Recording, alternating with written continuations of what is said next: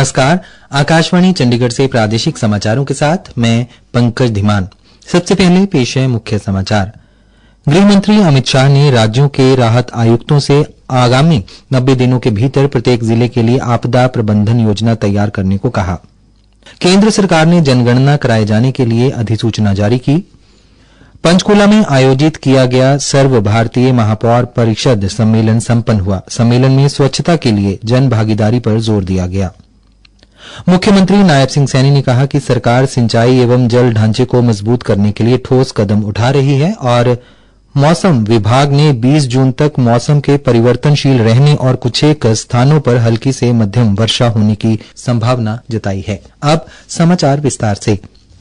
गृह मंत्री अमित शाह ने राज्यों के राहत आयुक्तों से कहा है कि अगले 90 दिन के भीतर प्रत्येक जिले के लिए आपदा प्रबंधन योजना तैयार करें।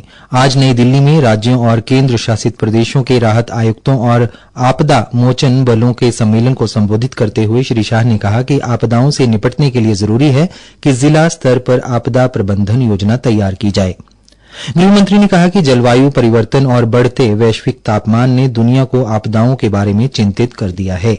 पर्यावरण के संरक्षण के बगैर 100% आपदा से बचना असंभव है। अगर हम पर्यावरण की चिंता नहीं करेंगे तो आपदाओं को रोक नहीं। हम आपदा से बचाव की योजना बना रहे हैं, साथ में आपदा ही न आए ऐसी योजना भी बनाने के लिए आगे बढ़ना पड़ेगा। और मैं मानता हूं कि हर राज्य के राहत कमिश्नर ने इसके लिए भी अपने राज्य का एक कार्यक्रम कम से कम तैयार करवाना चाहिए, जिससे आपदा आए ही नहीं।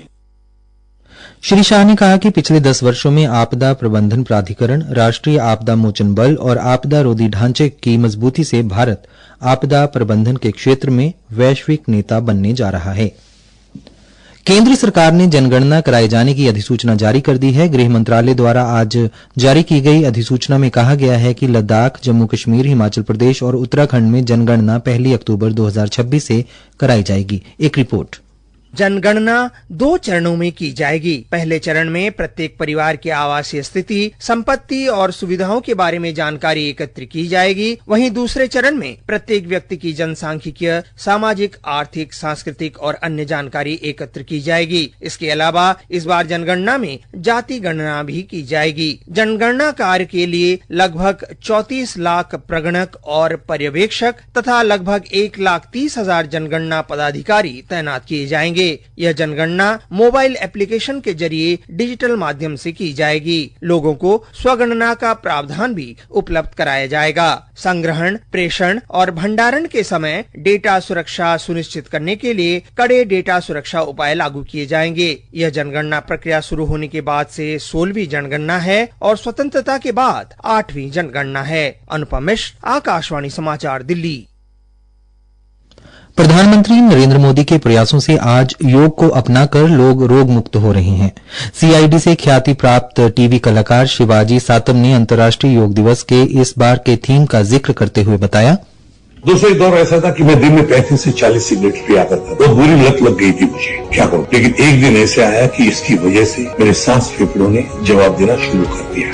मैं छोटा सा काम भी कर नहीं पाता था, मेरी सांसें फूलती थी, बुरी हालत हो गई थी मेरी। फिर एक दिन एक दोस्त ने मुझे कहा कि तू प्राणायाम योगा क्यों नहीं करता, और मैंने प्राणायाम योगा शुरू कर दिया। 2-2.5 साल में आज मुझे ऐसे लगता है कि मेरी सांसों में नई जान आ गई है, मेरी तबियत ठीक हो गई। अब यही 10 साल पहले हमारे प्रिय प्रधानमंत्री नरेंद्र मोदी जी ने योगा दिवस शुरू किया था, जो आज विश्व आंदोलन बन चुका है। फरीदाबाद के बल्लभगढ़ में आज केंद्रीय राज्य मंत्री कृष्णपाल गुर्जर ने भारतीय जनता पार्टी के नवनिर्मित पार्टी कार्यालय का उद्घाटन किया। इस अवसर पर बल्लभगढ़ से विधायक मूलचंद शर्मा, एनआईटी फरीदाबाद से विधायक श्रीमती सतीश फोगाट, पूर्व विधायक टेकचंद शर्मा, पार्टी के वरिष्ठ नेता एवं सैकड़ों कार्यकर्ता उपस्थित रहे। समारोह में सभी नेताओं ने पार्टी की एकजुटता, सेवाभाव और संगठनात्मक मजबूती पर बल दिया। केंद्रीय मंत्री कृष्णपाल गुर्जर ने कहा कि यह कार्यकाल केवल एक भवन नहीं बल्कि जनसेवा, संगठनात्मक तालमेल और कार्यकर्ताओं के लिए ऊर्जा का केंद्र होगा। ऑल इंडिया कांग्रेस कमेटी के पर्यवेक्षक प्रकाश जोशी ने कहा कि कांग्रेस पार्टी के राष्ट्रीय अधिवेशन में यह तय किया गया कि वर्ष 2025 संगठन सृजन अभियान के तौर पर मनाया जाए। पार्टी द्वारा संगठन को मजबूत करने के लिए इस अभियान की शुरुआत की गई है। वो कांग्रेस संगठन के गठन को लेकर आज पलवल में ऑल इंडिया कांग्रेस कमेटी के सचिव जितेंद्र बघेलके के साथ मीडिया को संबोधित कर रहे थे। उन्होंने कहा, संगठन सर्जन अभियान कोई नई चीज नहीं बनानी। पूरे देश में पार्टी के संगठन की स्थिति क्या है, सभी चीजों का एक तय निर्धारित प्रक्रिया के तहत उसका आकलन सबसे पहले हमें करना। उन्होंने कहा कि संगठन सृजन के माध्यम से ऐसी जमीनी स्तर के कार्यकर्ताओं को नेतृत्व दिया जाएगा जो लोग अपने आप को संगठन के लिए समर्पित रखते हैं। प्रादेशिक समाचार आकाशवाणी चंडीगढ़ से प्रसारित किए जा रहे हैं। हमारे बुलेटिनों और ताजा समाचारों के लिए आप हमारी वेबसाइट newsonair.gov.in पर लॉग इन कर सकते हैं। यह समाचार हमारे यूट्यूब चैनल और x handle Akashvani news Chandigarh पर भी उपलब्ध हैं। पंचकूला में आज 2 दिवसीय सर्व भारतीय महापौर परिषद सम्मेलन संपन्न हो गया। आज दूसरे दिन के कार्यक्रम में मुख्यमंत्री नायब सिंह सैनी ने बतौर मुख्य अतिथि शिरकत की। इस अवसर पर राज्यसभा सांसद कार्तिकेय शर्मा सहित कई गणमान्य व्यक्ति उपस्थित रहे। सम्मेलन में स्वच्छता के लिए जन भागीदारी पर बल दिया गया। पहले दिन हरियाणा के सभी महापौर ने बैठक की, जिसमें महापौर की शक्तियां बढ़ाने और अधिकारियों से काम करवाने का अधिकार दिलाने पर चर्चा हुई, जिसे आज मुख्यमंत्री के समक्ष रखा गया। राष्ट्रीय सम्मेलन में देश भर से आए 45 से अधिक महापौर ने भाग लिया और शहरी शासन के ज्वलंत मुद्दों पर चर्चा की।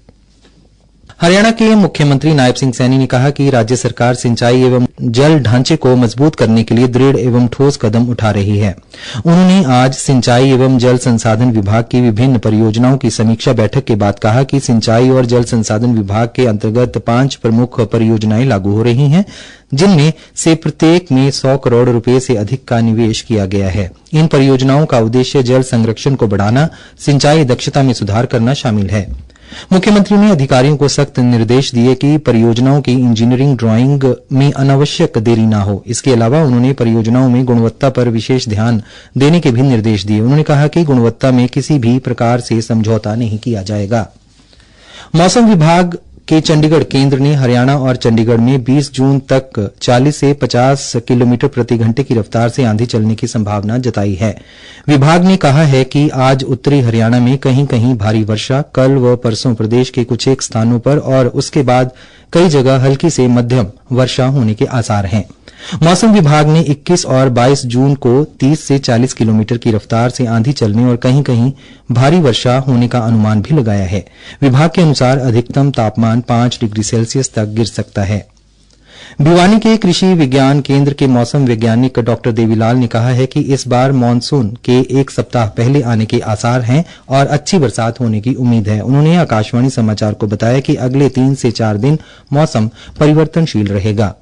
मौसम में बदलाव देखने को मिल रहा है, बादलवाई भी हो रही है, हल्की बरसात भी हुई है आसपास। उसकी वजह से जो टेम्परेचर 44-45 डिग्री सेल्सियस के आसपास पहुंच गया था, वो घट करके 40 डिग्री सेल्सियस के आसपास आ गया है। तो आने वाले अगले 3 से 4 दिन के दौरान जो है वो गस्टी विंड यानी धूल भरी आंधी, उसके साथ बादलवाई और हल्की छुटपुट बूंदाबांदी भी होने की संभावना। लेकिन 19 तारीख के बाद जो है वो मानसून की एंट्री होने की संभावना है और मानसून से पूर्व की बरसात भी हो सकी है। तो मानसून भी अब की बार 1 सप्ताह पहले आने की संभावना बन रही है।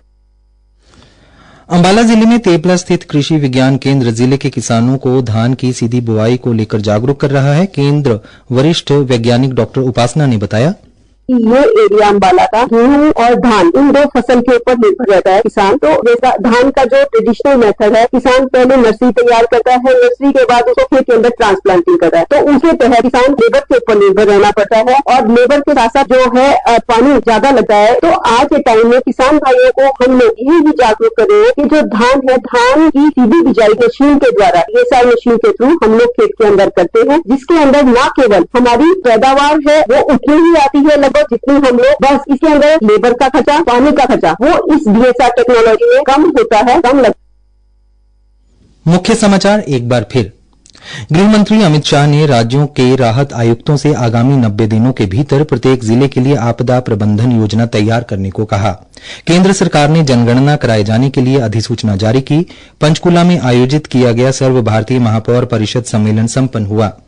मुख्यमंत्री नायब सिंह सैनी ने कहा कि सरकार सिंचाई एवं जल ढांचे को मजबूत करने के लिए ठोस कदम उठा रही है और मौसम विभाग ने 20 जून तक मौसम के परिवर्तनशील रहने और कुछ एक स्थानों पर हल्की से मध्यम वर्षा होने की संभावना जताई है। प्रादेशिक समाचार समाप्त हुए।